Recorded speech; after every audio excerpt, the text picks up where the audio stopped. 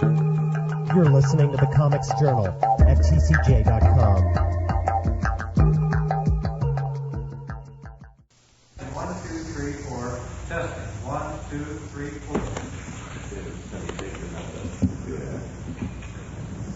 4. Our guest tonight is Walt Kelly, and Walt needs no introduction. But if I don't put it on. But if he were to get an introduction, it would be beyond my ability to be eloquent enough to do justice to his work and his reputation and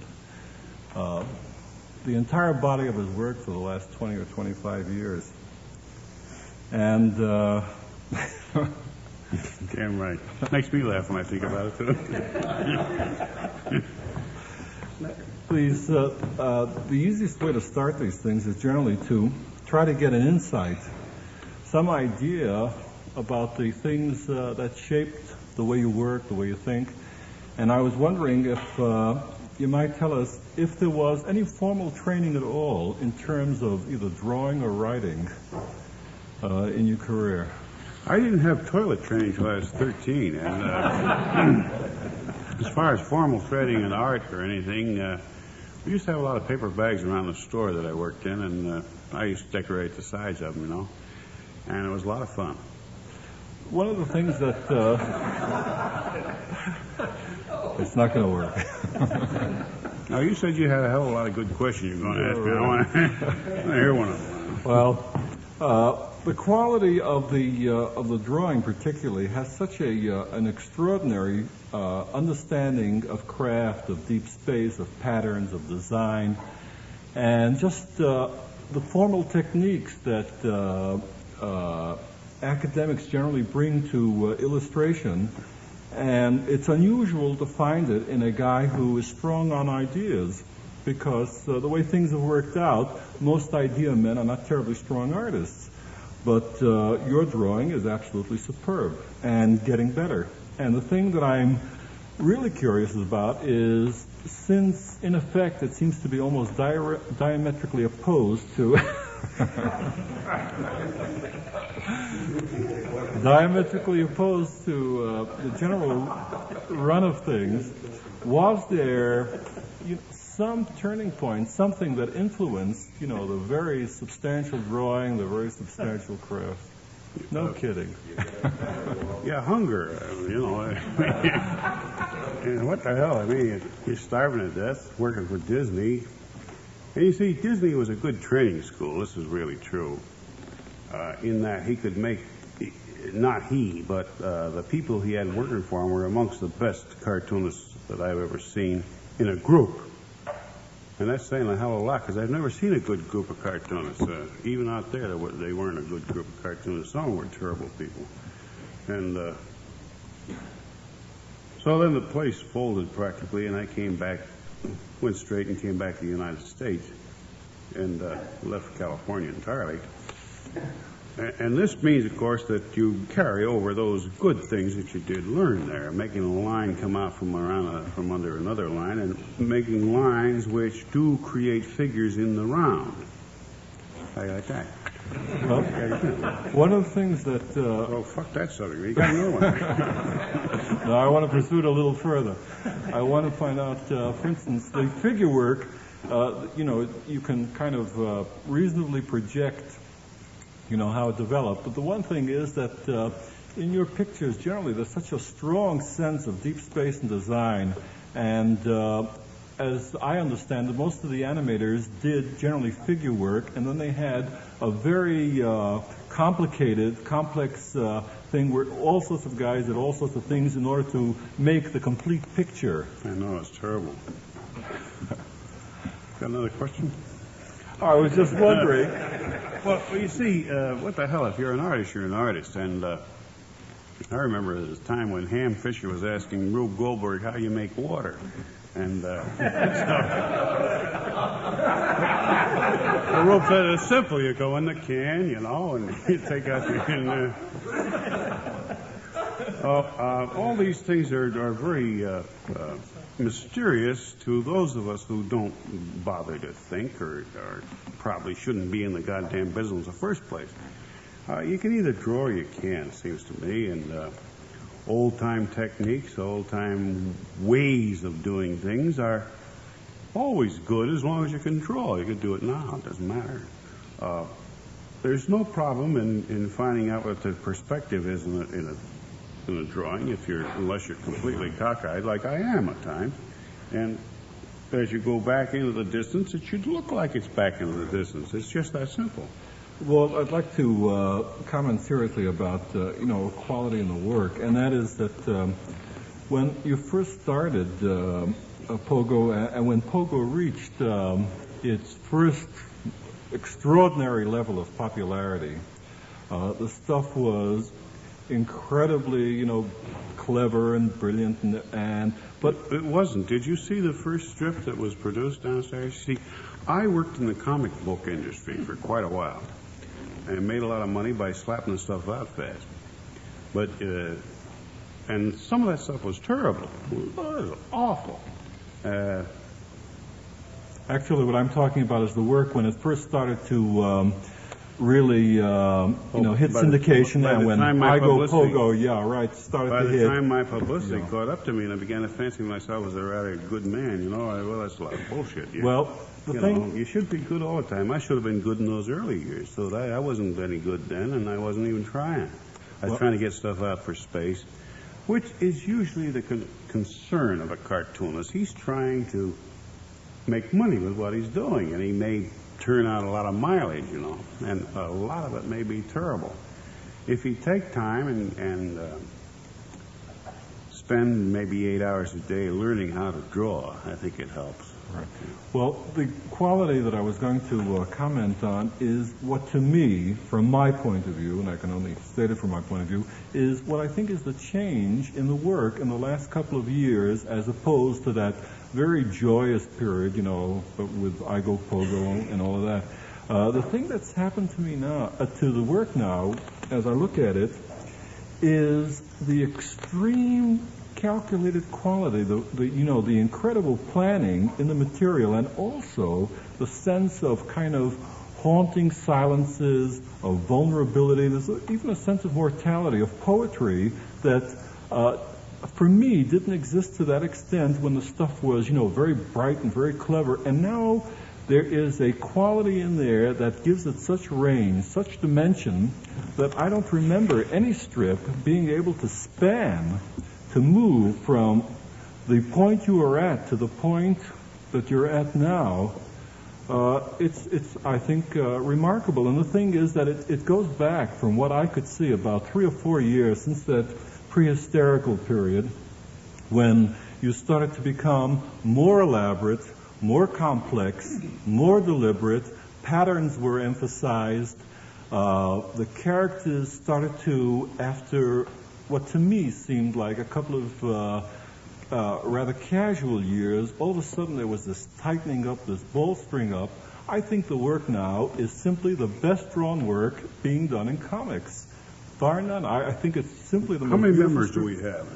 There's 350 guys that will disagree with you. I doubt it. I really think. Actually, two young girls died. One was 19, one was about 25, and I missed them both. They were not members of my family. They should have been. Well, and when they died, I had more time to devote to the cross-hatching. You see, you get up at 4 o'clock in the afternoon, you go see some young lady, and then you see another one at 10 o'clock, say, and then your wife starts wondering where the hell you are. And you don't have all this time for careful work. Now I get up at, say, 6 o'clock in the morning, and my wife puts a little rope around me, and I'm at the board there for days at a time sometimes. What I'm saying is actually it's a matter of work. I can't go out and drink anymore. Well, I think, God damn it, I'm going to keep it serious. Well, brother, I tell you. The thing that I must remark on the work, and the thing that makes it so exciting and so enjoyable and so satisfying, is the fact that over the years there have been so many different levels and approaches to the work, and it really is different than somebody who applies himself in a singular fashion and constantly maintains a certain level all through the work. And the thing that I think is remarkable about the work lately, and as a result creates a frame of reference around all of the work, is the range, the tempo, the mood, and even the point of view. And now it seems infinitely so thoughtful. And listen, I'm a serious guy when it comes to color. Yeah, well, you see, the problem is that if you take these things so seriously, they don't last. Everything has a little bit of the will-o-the-wisp in it, you know. It isn't really there. We're in a hell of trouble now. We have a guy, a built-in comic named Agnew, who was evidently our vice president. And he has come out with a lot of things now which are ripe for saying, but we're in a stupid business, ripe for comment. And we're in a stupid business where, you're going to have to wait 6 to 8 weeks before you can say anything about it. The comic strip business is very American in that it is always safe. You see, it's always safe. Correct. You have to lean over backwards in order to get yourself in trouble, and I lean over backwards fairly well. Now, I would love to be saying something about Agnew right now, and there's no reason why I shouldn't. Hell, I've had a year to wait for him to do anything, just about. And I'm not doing it, so this is how good my work is. I'm still confined to these things, to our practice of putting out strips 6 to 8 weeks, after you've done them, after the news is off the bush. And this is not good. We as cartoonists should always be commenting on what the hell's right in front of our noses all the time. That's what Rube did in the old days. And I don't know how many days did you have, Rube, for your stuff? Did you turn it out? You didn't turn it out every day, did you? Yeah, every day, yeah. But I mean, was it one day release? Yeah. Yeah? You see, this was great. His stuff was right on the nose in those, in the teens and the early 20s. This was great. We can't do that now. But Walt, don't you think you are making comment, even if it's not particularly, in a... Yeah, but you should be on it, you see. You should be on it. I just want to recount my failure rather than all my great successes like you bringing out here. You don't have any successes. Your successes are really what you can get away with, and a cartoonist should be angry at his times, and he should have something to say. He should be completely furious with people who won't learn to draw, and a lot of them don't. They just damn well don't learn how to draw. Now, when I do an animal, he has a certain measure of human anatomy in him. The only way to put an animal across is for that. Otherwise, you fall into the trap of not so much Disney, but certainly the Schlesinger stuff and other almost stick figures, Bugs Bunny kind of thing. So we want to be good, but actually we don't work at it hard enough. We don't work, and a lot of the slap stuff I was putting out through the 40s and early 50s reflected that attitude, and then I learned better. You see, I got rid of these two dames. Well, since you did, the fact remains that there is a vulnerability, a kind of a naked sensibility, if I might, that reflects itself in the work, which I think is really extraordinary. I think it's high art. Yeah, but I don't think this does any good to discuss another guy's art. Either for you to do it or anybody here. Well, all you can do is really find out how does somebody make anything work, like Frost, that great cartoonists of the last century, one of the greatest men we ever had. He could draw anything and draw it right and correctly. And it was funny, you know. His brother rabbits, his whatever the other things he did, you know. Walt, do you think that it was simply because Frost was simply, you know, a superb draftsman who understood structure, or do you think that it was because he was a guy who understood structure and also had, you know, funny. He should have written his own books. He didn't. I don't know what was wrong in those days. If an artist was also a writer, you know, he became Beardsley or something like that. Well, I know that you're particularly fond of Sullivan and the stuff that he did all through that those early periods, and he was really remarkable. And with a brilliant sense of design and understanding well, of I think Hoover. you and I are the only two living men in this room that remember anybody that knew Sullivan. You remember George Kerr? George Kerr was a great artist. Great artist. The thing that I marvel at with the Walt is he's such a big he-man, and he's doing this beautiful little pixies, delicate stuff. Damn right, man. And then I wonder whether he does I'm a fag at heart, man. all your own work. Huh? You do all your own inking and drawing and everything. No, the kids, I got them up to that point now, little bastards. They haven't seen the inside of school. No, but it's all so meticulous, so beautifully done, and you seem a little bit on the loose side, you know, personally.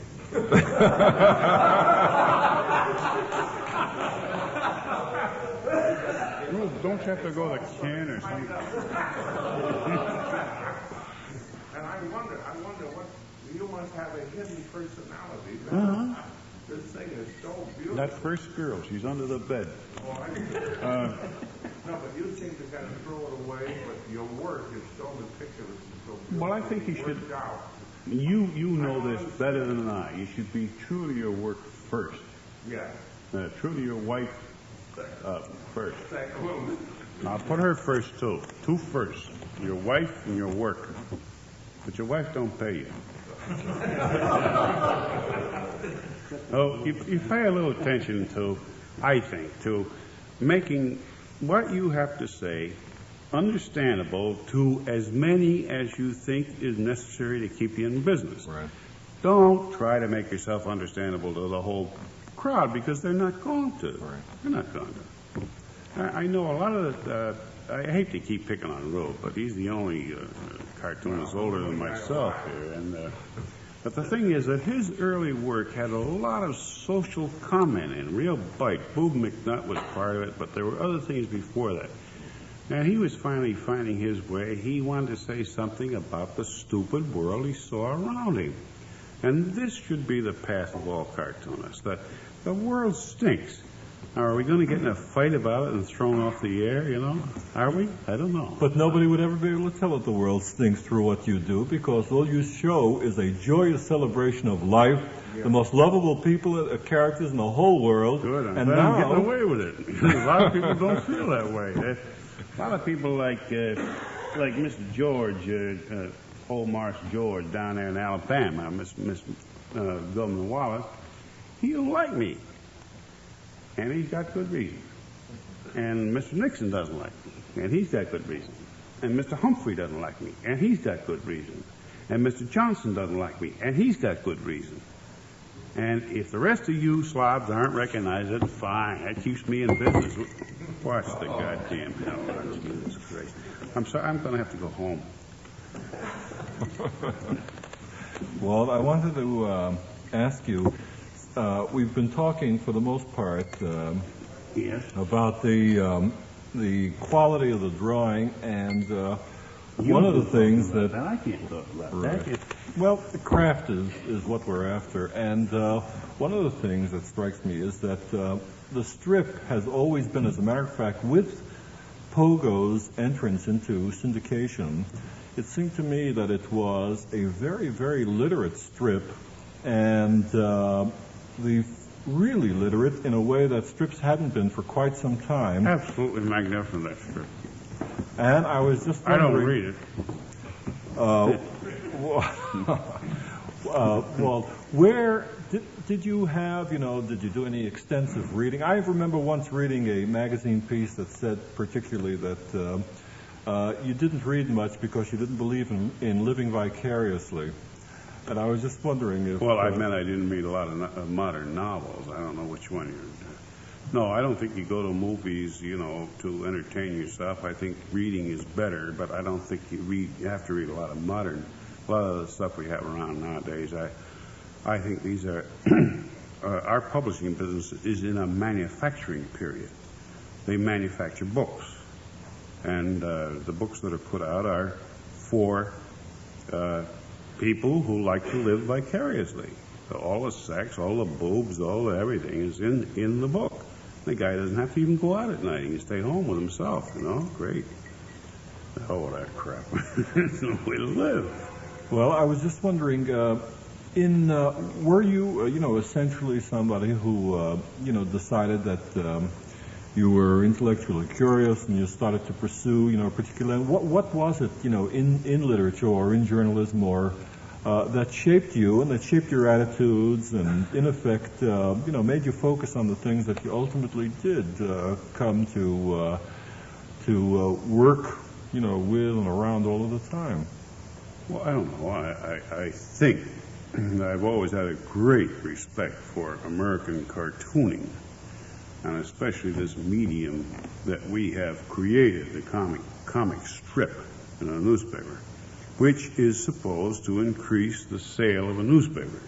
That's what it's there for. And I'm indebted, as we all should be who are in that end of the business, to newspapers for having invented this delightful medium. And as a matter of fact, there's probably one of the men there that had most to do with the strip origination.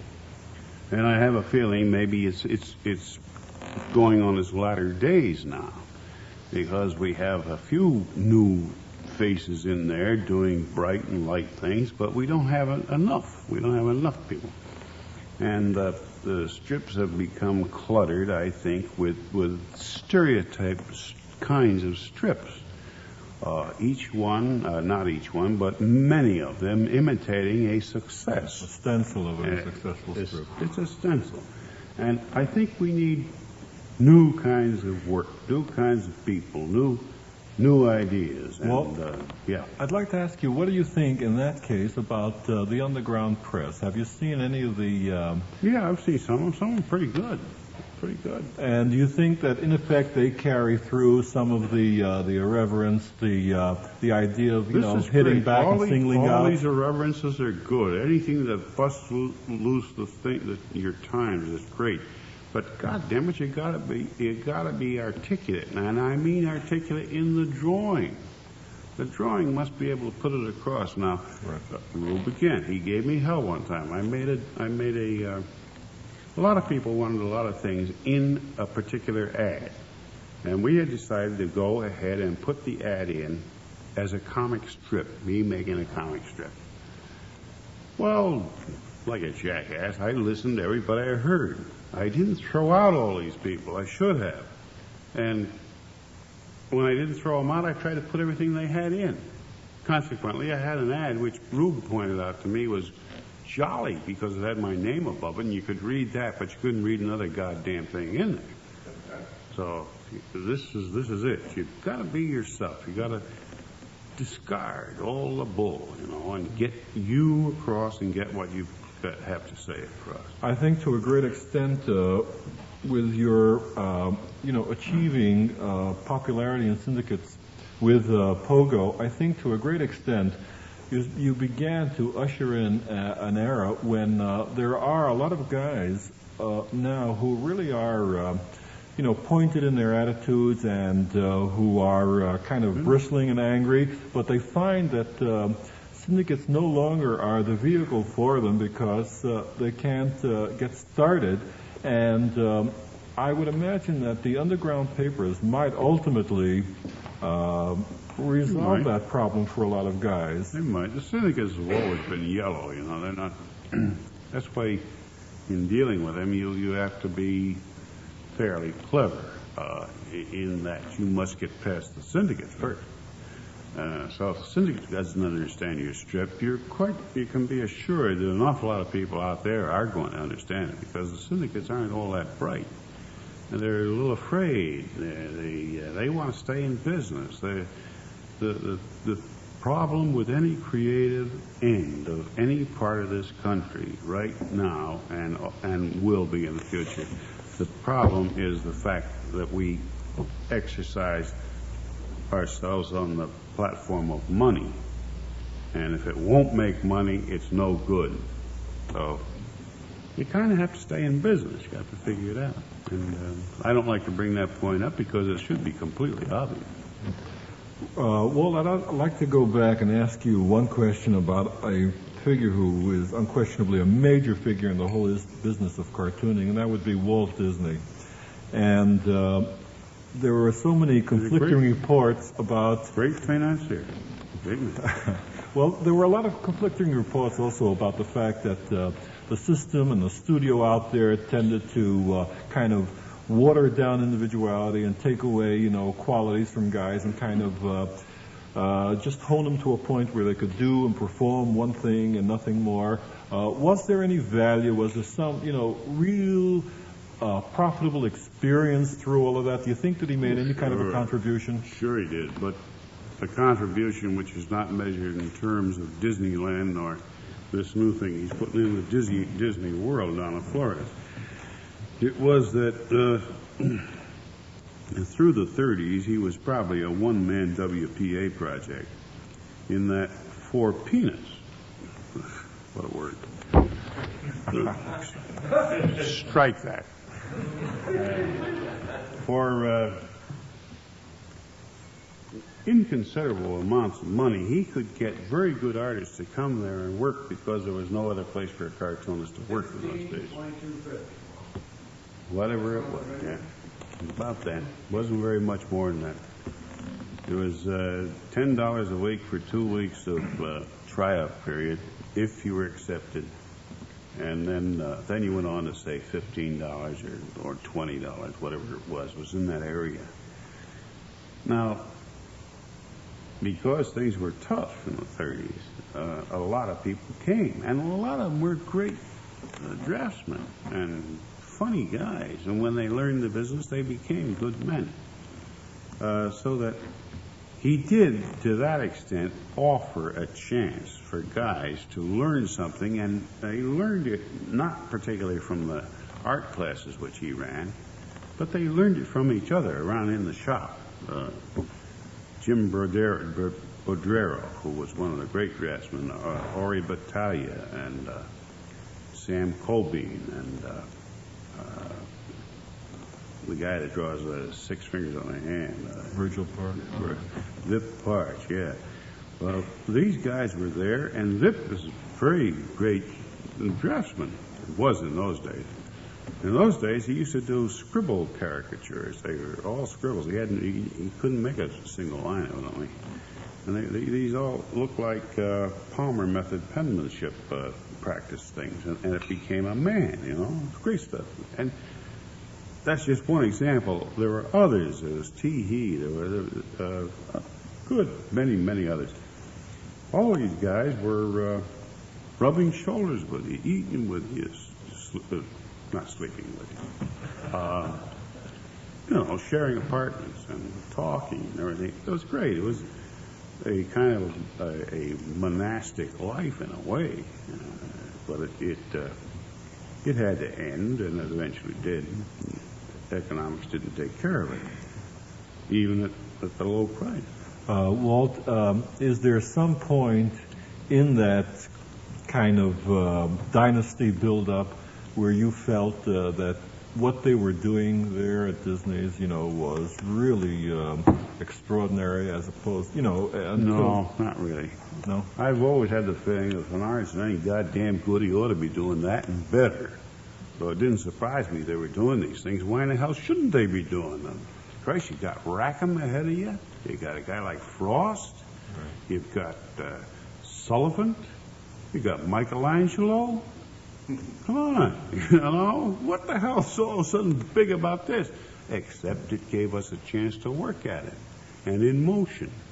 And we stunk on a lot of things. We stunk on the Pastoral Symphony, for example. But we were good on it, pretty good on the other parts of Fantasia. We were pretty good for the times on what we were doing.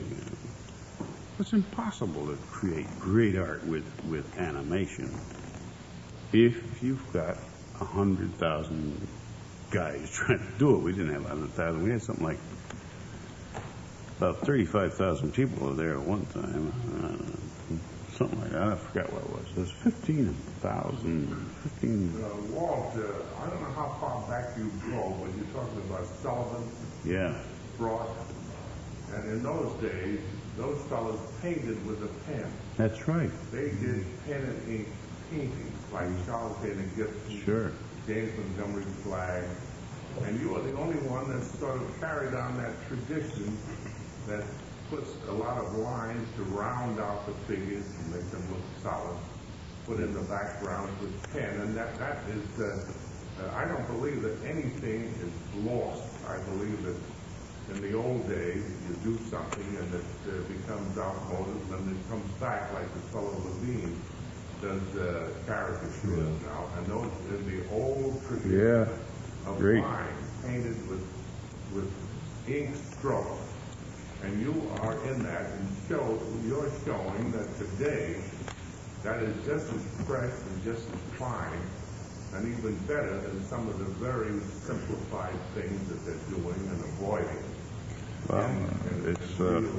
Well, it's a matter of taste, actually. You know, my taste goes back to that. God bless you. That's it. Thank you. I'd like to say, just as regards what Rube brought up, that one of the things I might venture is responsible for that is I think that there was a long period when guys going into cartoons or becoming cartoonists really didn't know a great deal about drawing and design as they did in the early days when they had, pretty good academic training. Well, it was a peculiar period. There was a time when nobody knew anything about anything. And that was 1812 back through. And there were about one or two good men around. But then as the means of reproduction came through and ways of guys aggrandizing fame and so on, they became better.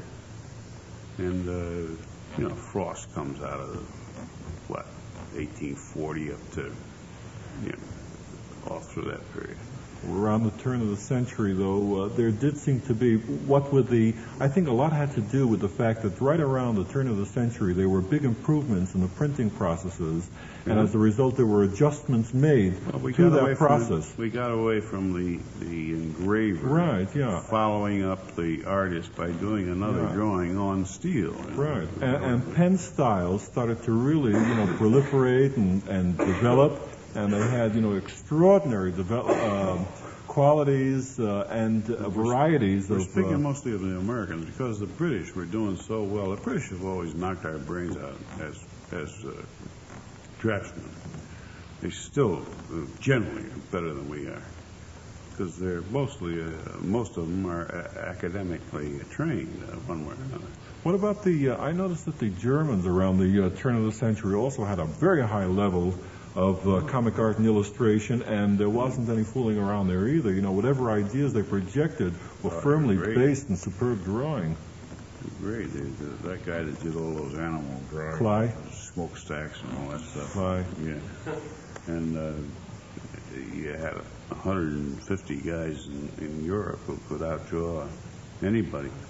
Well, these are the people we should look back on and go with them because we still are in a black and white period as far as cartoonists are concerned.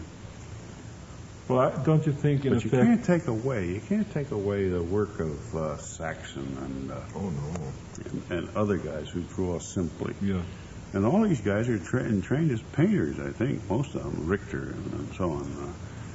There was a kind of milieu during the 30s where you could always tell they had Steig and the marvelous tenement quality of his drawings and Hoff, and then they had Peter Arno, who all by himself developed an entire approach to a social class. And the thing is that all through the 30s they had people just developing like this who were absolutely brilliant. Then during the 40s and the 50s, a kind of sameness came into the work, and there was a kind of mechanical idea that people, generated, and they never seemed to develop highly genuine, even though they were individualistic styles of drawing. And but now the idea seems to need more than simply a primitive, line. It seems to take, no matter how simply or directly you put it down, you really have to know what you're doing. And I think that seems to be taking hold. Caricaturists are becoming better. I noticed Edward Sorel is taking a little of David Levine's quality and injecting it into his work, and he's getting very substantial stuff. And just generally, there seems to be a greater sophistication, a greater appreciation of an academic background for an idea.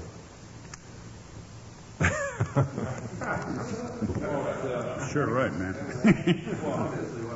Yeah.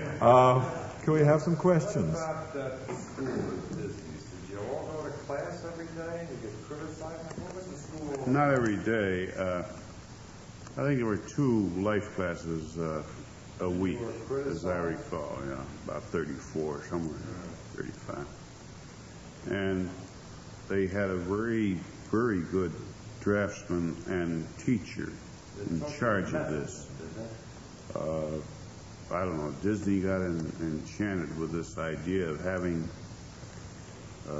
Don Graham, right. Gene Ford. Well, he came along later. He came along when they were doing their damnedest to produce Bambi, and he's a very good animal man. But it was Graham who really taught you the essentials of drawing, and then he was good at it. And that was the way an arm works. And he said you have to know how an arm looks before you draw it, which never occurred to a lot of us. We'd take a look at a guy's arm and saying, oh yeah, now hold that, It's just bullshit, really, it is.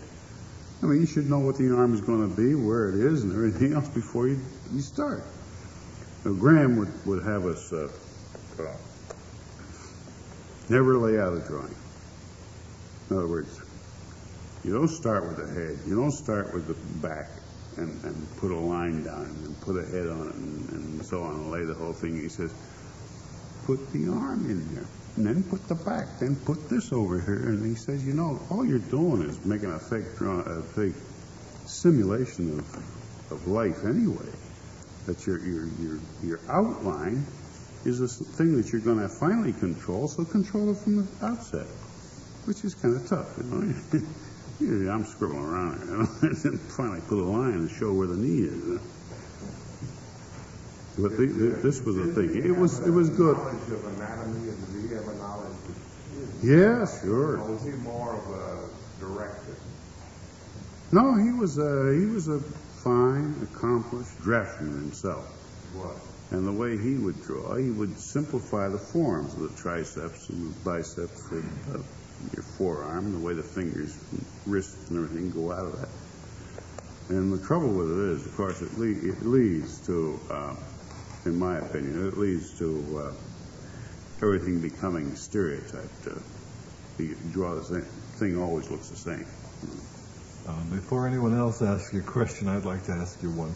Where the hell did you get the drink? Yeah. And it's this, that there's an enormous element of design in the work, and since everybody, to some extent, is shaped by people they've liked, I was wondering, in particular, was there anyone or any group, was there anyone who shaped your feeling for design, for shape, for pattern, for all of that stuff you're using now to such beautiful effect?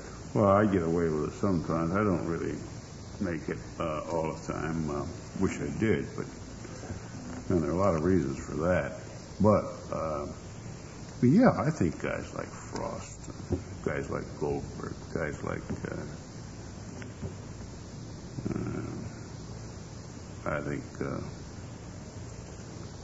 Aubrey Beardsley, is that was that whole name? Yeah. That wasn't Beardsley Romo, was it? Dan Beard. And Dan Beard with his great Boy Scout books. Do we have another question? All these things from the past must affect you if you look at them, if you see them. Rackham was a great influence. Guys at Disney, whose names I can't remember, you know? Well, one of the things I wanted to ask you is, it seems to me that in the variety of artists working in comics, and there's an infinite variety. There are guys whose stuff is so full of suppression. You can see where there are buckles and belts and all sorts of restraints used in their work, and you can feel that there's a certain amount building up constantly in the work. It's simply an outlet for the material, and they generally do kind of violent material. And then there are guys who have a very languid attitude, and you can see all of the stuff come through, and all the work seems to be like a Rorschach for what the guys are really like. And I'm just wondering, in terms of the material, geez, I forgot my goddamn question. Can we have another one like that, please? Jerry, what, you know how to close meetings. I'll come back. I wanted to know if you were aware of the influence of Heinrich Clay in those days, where apparently Sure. Disney took all of animals and elephants for fantasia. Well, there were a couple of people responsible for that. People who were infatuated. Disney didn't particularly do it himself, but there were people who were infatuated with Clay's work, and these things were there. And, they finally went off into doing a lot of his stuff, which did not look like good Clay when it came on the screen, but actually was there in the construction of that stuff, as making model sheets and so on. So they did use it as a material process at the beginning. Oh yeah, those elephants especially, and the hippopotami. That stuff like When I was that. out there, it showed me a collection of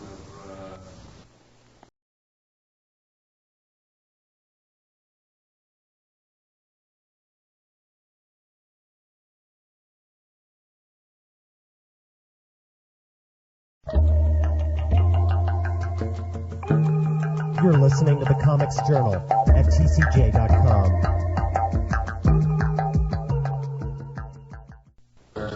Sure. Disney took all his animals and elephants for fantasia. Well, there were a couple of people responsible for that. People who were infatuated. Disney didn't particularly do it himself, but there were people infatuated with Clay's work, and these things were there. And, they finally went off into doing a lot of this stuff, which did not look like good Clay when it came on the screen, but actually was there in the construction of that stuff, as making model sheets and so on. So they did use it as a creative process in the beginning. Oh yeah, those elephants especially, and the hippopotami. That stuff like When I was that. out there, it showed me a collection of his originals that he brought up from Clay's widow. I haven't seen his originals, but that's strange that he went and signed them. Oh, he's a real cartoonist, except he knew how to draw. I think I remember the back end of my question now. And that simply was that obviously guys come into cartooning with all sorts of influences and purposes, and there's a common ground, and that is some academic understanding that allows them to generate what they're going to do. But it seems to me that comics, for some reason, over a long period now, has not produced terribly literate people who have a point of view which is more than simply, kind of an emotional discharge, but an intellectualized attitude that they use the strip or, the artwork to work through. And do you think it's simply the time, or do you think it's the fact that syndicates aren't quite the vehicle that they were? because there aren't many guys. There are a couple of guys who are doing it, like you, Pfeiffer, the Underground Press, but still, generally speaking, guys don't represent anything intellectual, or even not, it's a bad word, but it sounds like a snotty word, but I mean, they don't have a really valid point of view that bristles with hostility.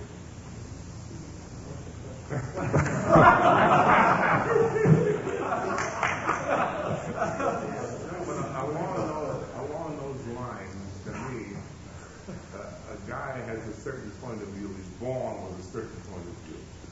Then he tries to surround that point of view with all the techniques he can find among other artists and things that he knows. He was talking about Sullivan and all that. And I don't think that you deliberately try to be a success as a cartoonist and get a lot of papers and make money. You try to formulate your own point of view through the eyes of all the guys that you admired in the past.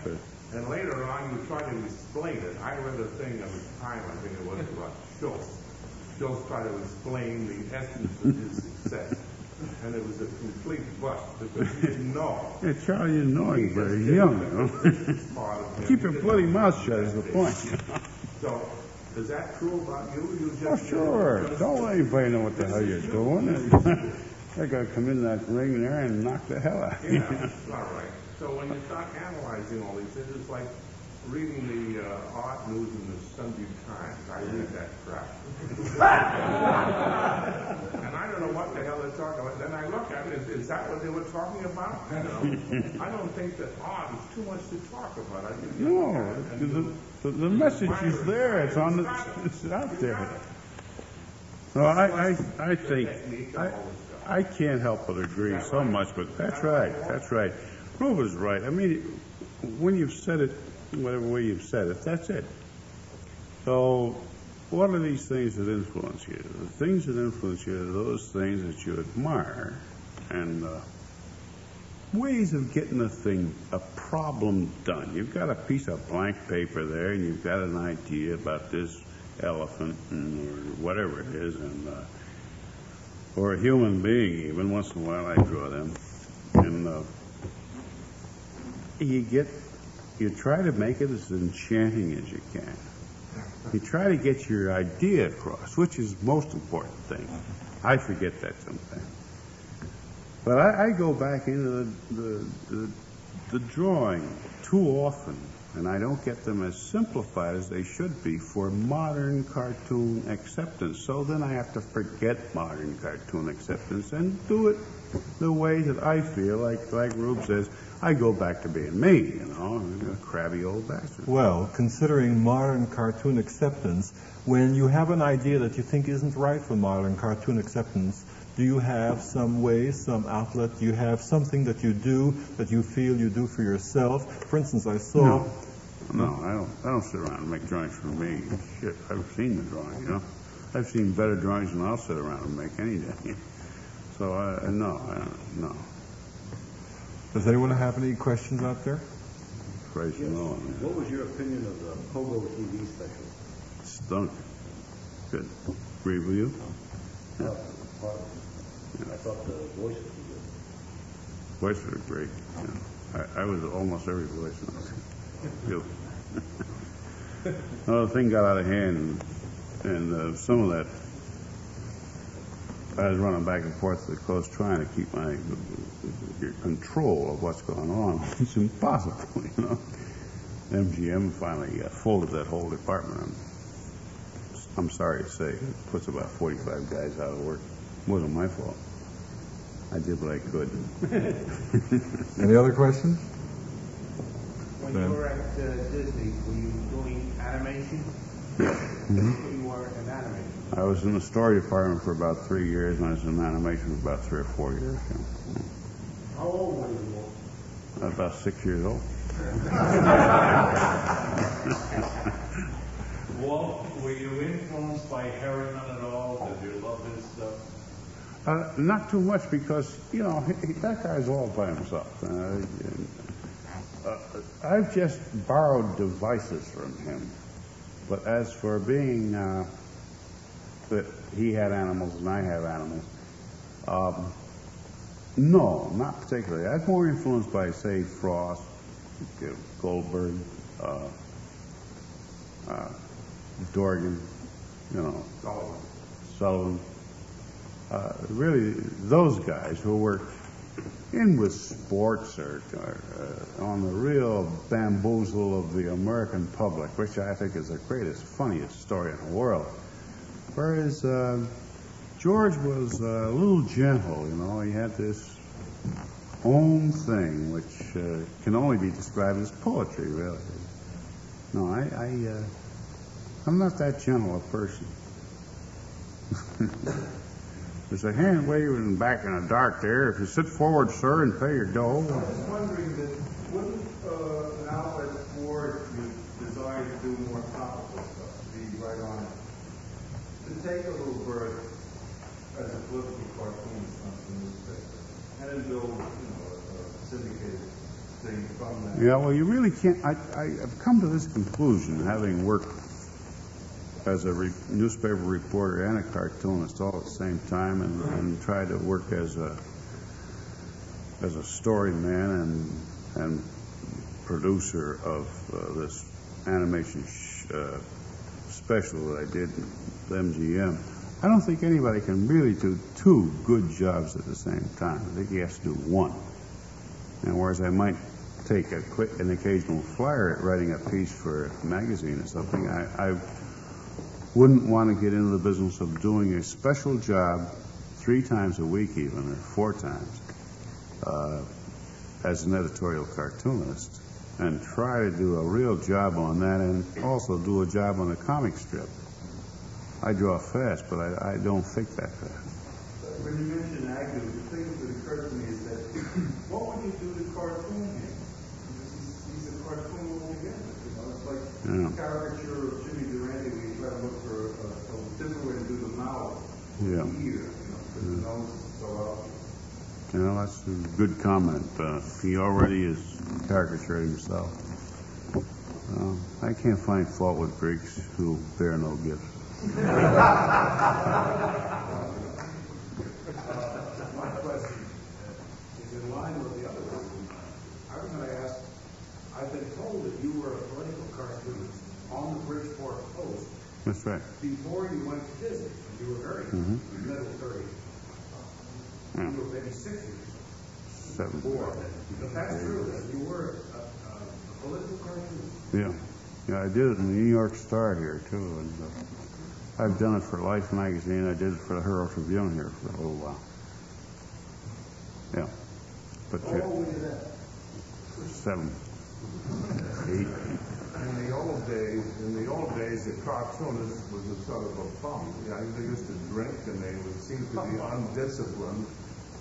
Fellows like Bud Fisher and Tom Powell. They drank, and they didn't seem to have any organized way of doing their work. Guys like Al Smith, you mean? Clever guys. They did it. Now, today, a cartoonist is very well organized. He's got a staff, and he's more of a businessman. Well, I don't, you see. I don't. I do everything. Sort of a combination. You're the bridge from the past to the Guy walks past the house. I ask him if he can letter. He can. If he's not too dirty, he comes in and letters a strip. That's my staff. But you're well organized. At the same time, you have some fun. Yeah, much to my regret. Sure, I hate to say something like this, but it seems to me that you have such control over what you do that it's almost, I don't see how you could utilize it. Such a personal product you turn out, I don't see how you could, to any extent, sneak somebody in there. It would stick out like a sore thumb. And it seems to me that it's more like a lord in the universe, and what you're doing is a total creative act, and it would be impossible to smuggle somebody in there. Well, I don't know if what I have to say on the subject of being Lord of the Universe, but this is the joy of doing a strip where you're the writer, you're on stage, you're the performer, you're the director, and you're the producer. You're the whole thing. This is one of the reasons I don't go into theatrics, except finding myself here, folks, and with nothing else to do. Well, this is the thing. You are in charge, and the thing you got to do is tell the goddamn editor to go fuck themselves. And they don't do that to them. So you got to stay with it. You got to make what you're doing stay. And if you lose 10,000 papers, there's another 10,000 on the communist side, which ain't. Does anybody have any other questions? Oh, Christ almighty. See what time it is? It's 9:30. I'd like to go to Eugene Zimmerman's work at the turn of the century. Zimmerman. Yeah. Oh, yeah. No, I like his stuff.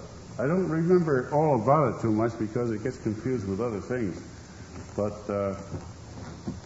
you could name, I would guess, about 12 to 15 guys who were great from about 1870 on through to about 1925. And they'd be the great ones. Zimmerman was one of them. One of the things that strikes me, possibly the last question, is that right around the turn of the century, Gibson seemed to be the epitome of what a humorist working in for newspapers was like, and he had so many duplications that obviously his popularity was unparalleled. And yet he seemed to be the antithesis of what you would want to find in a humor strip. It was also straight-laced and, brilliantly drawn. It seemed to be so removed. The time. Now you got to put yourself into the times that existed then, and he was good because he reflected a kind of satirical social satire, which wasn't always found. You could ask Rube about that more than me, but he didn't appear in newspapers as much as he's appeared in magazines.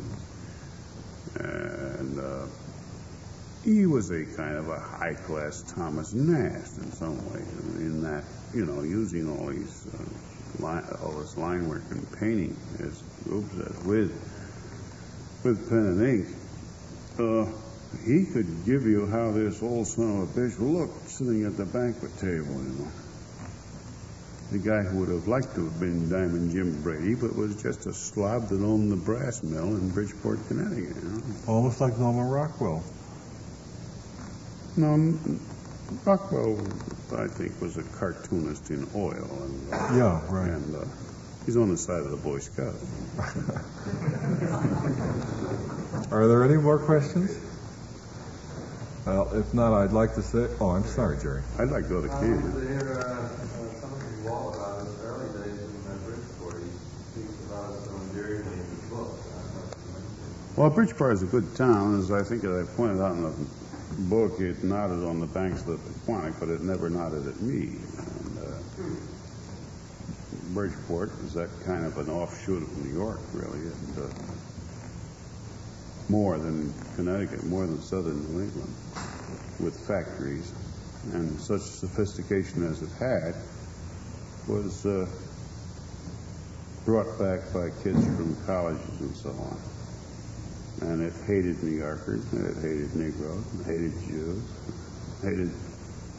hated Jews, it hated anybody that was outspoken or needed something done for them. So it was a very crab-ass town, but a great place to grow up.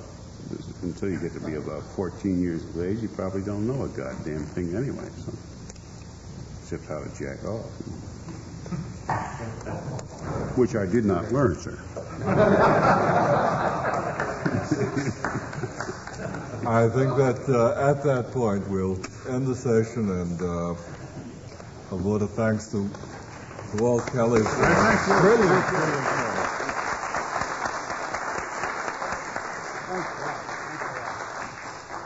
Walt, before you go, you remember